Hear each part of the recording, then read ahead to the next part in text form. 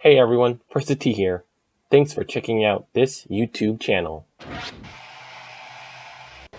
Victor, first of all, to begin with, is there any way to explain the victories and now your fourth win in a tropical paradise? Yeah, it's there's not that many similarities to Norway, so I don't really get it myself. But yeah, I don't know. It's usually there's trouble off the tee, and you got to hit it straight, and I think that helps. But frankly, the grass is out here, the Paspalum and the Bermuda is not something that I'm very used to. So I don't know. For some reason, I just play well here.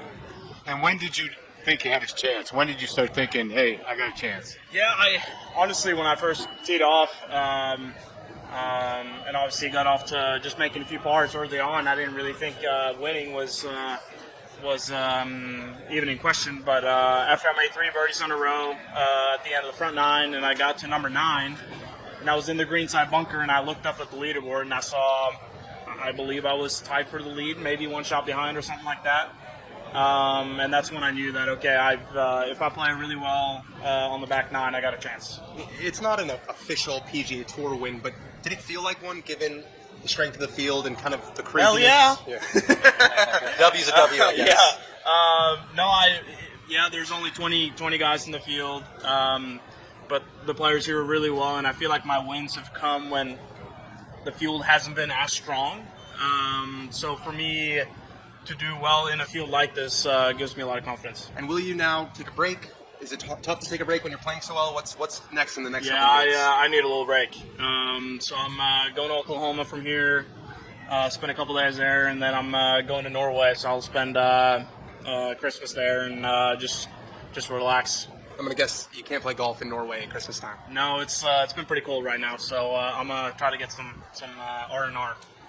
Victor, when you look at your wins, is it 5 in total, I think now, and World Top 10, would you say you're ahead of schedule in terms of where you maybe thought you might be? Yes, I would say so. Still, it's crazy to think that I'm, still just playing the PGA Tour is pretty incredible. Just from, just thinking back to where I grew up and playing golf in Norway, you're playing golf 6 months out of the year, and it's pretty far-fetched to even just play golf professionally come from Norway. So for me to be here and winning tournaments is pretty unreal. Victor, have you played with a really, really big lead like that? I mean, 5 shots seems like a big lead, and is it a little bit bittersweet having roomed with Colin for the week? Yeah, obviously a little sad to see him not play his best today. He's a great player, and I expected him to just kind of roll away with a victory. But sometimes this sport is not that easy, and I'm sure he'll come back even stronger. It's I don't know how many strokes ahead I was out there at the most, but I just try to kind of stick to my game plan, and thankfully I had a really nice stretch there on the back 9 that kind of made me relax. I was going to say, what was the most impressive shot you hit in the back-to-back Eagles? Yeah, the bunker shot on 14 was not very easy. Ball was sitting down, and I was contemplating hitting it more out to the right, so I would give myself more green, because if it comes out dead with no spin, it's rolling off the green. But I decided to just give it some extra speed, which has kind of been one of the things I've been struggling with around the greens. If it's a high pressure situation, I tend to hit it soft and kind of, punt it more instead of going for the open face and hit it hard. And I decided to do that there, and it worked out. Victor, the first question is, can I have my pen back, which is about $10,000 now? Sounds good. I think I still have it in my bag. Okay. Tell us about the night before. I mean, you are actually rooming with Colin. Yeah. What kind of talks did you have, and what are you going to say to him when you go back? Yeah, I mean, we don't really talk that much about golf at night. He's got his caddy, his now fiance, and I've got my caddy and trainer. So there's a good amount of people in the house, and we're just eating food and talking and having a good time. So obviously again, I expected Colin to play a little better than he did today, and I'm sure he did as well. And he's going to be a little upset with that, but that's one of the things I think is very commendable about Colin is that he's genuinely happy for me, and when he does well, I couldn't be more happier for him. So it's a good friendship. Were you part of the plan when he wanted to propose to his girlfriend? Did you know from before? Well, he asked if he could get the master suite before we got before we got here, because he was going to propose. So I said that was a decent enough excuse to let him have it. Victor, what was Thank your you. mindset coming into day 6 back? Like, what was the plan? Yeah, I mean, I knew, like, I've had good stretches of golf throughout the week, but I've had, a couple of bogeys here and there that have kind of stymied my round. So I knew that if I can kind of just keep playing my way around there, and I can make a couple of key up and downs here and there, and keep hitting it the way I have been and make putts, then I could shoot a really low number. Obviously today I kind of got it a bit more going until the end when I kind of limped through the finish line. But I knew I needed to take care of business. And when was the first time you met Tiger? That was Sage Valley Junior Invitational. Not that I had a conversation with him, but at least I got to just shake his hand on the first tee when we played that junior event there. So that's How old were you then? I believe that's 2014 maybe 2014. So would have been like 16-ish. Yeah. Victor, Mr. Munjal, Dr. Munjal was mentioning that you won the first professional trophy at Yaslings. We were all there, and now he Hurricane. Did he speak to you before that, or was it just that he came up with it, or did you remember it and speak about it? Well, yeah, we had a thing at the gosh, I can't remember the track, but we did this thing for Abu Dhabi. Yeah, I remember that. Yeah. But did you guys speak about it this week before today?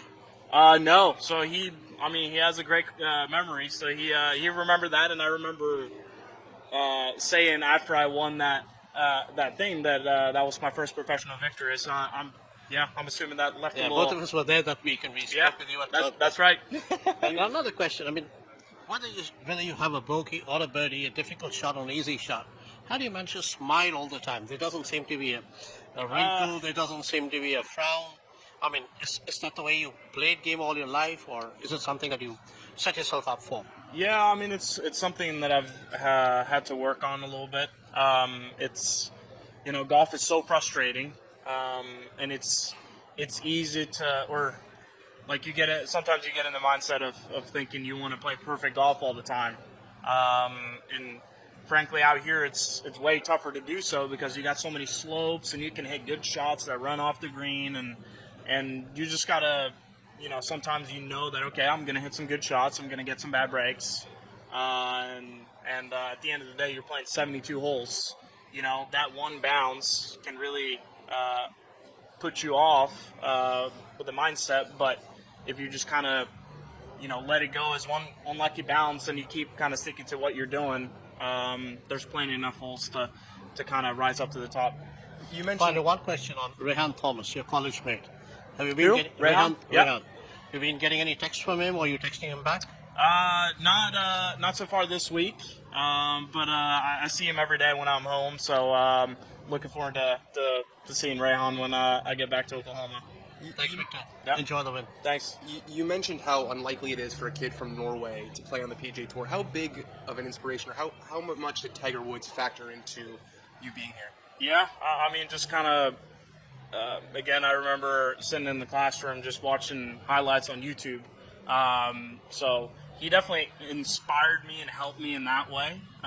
But, watching his highlights kind of make it seem even more far-fetched because you're thinking, you're out there you're going to be competing against this guy when you get on tour, hopefully. So it was more like that kind of made it more of a dream.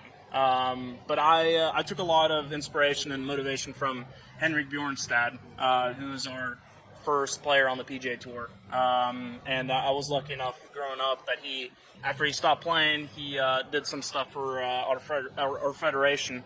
And I was about 13 or 14 years old, and I got to pick his brains a little bit. You know, it's not often junior golfers in Norway get to speak with a PGA Tour player.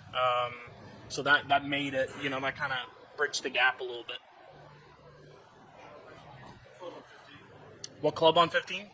7 iron into the green. Yep.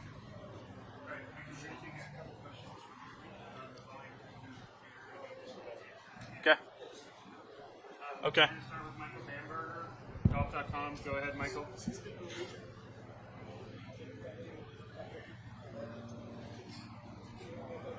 It's pretty low volume here.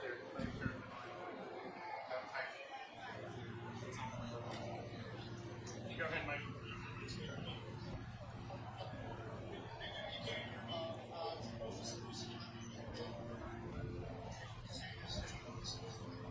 It's a bit tough because it's going off here.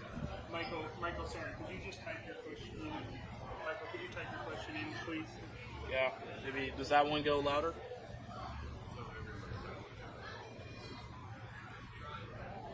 And for Simon, Martine, and Espen, if you guys could type your questions in, please, as well, and I'll ask them to Victor. Sorry, we're having some audio issues out here.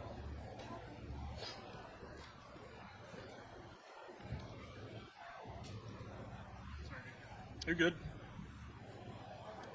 Okay, so from Michael, what is the most interesting thing you saw Tiger do this week, and what is the most interesting thing you heard him say?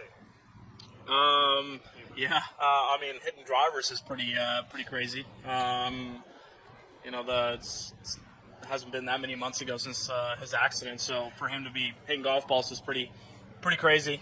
And to be fair, I haven't been paying much attention to the media, or I didn't get to watch his press conference either earlier this week, so I haven't heard him say too many things.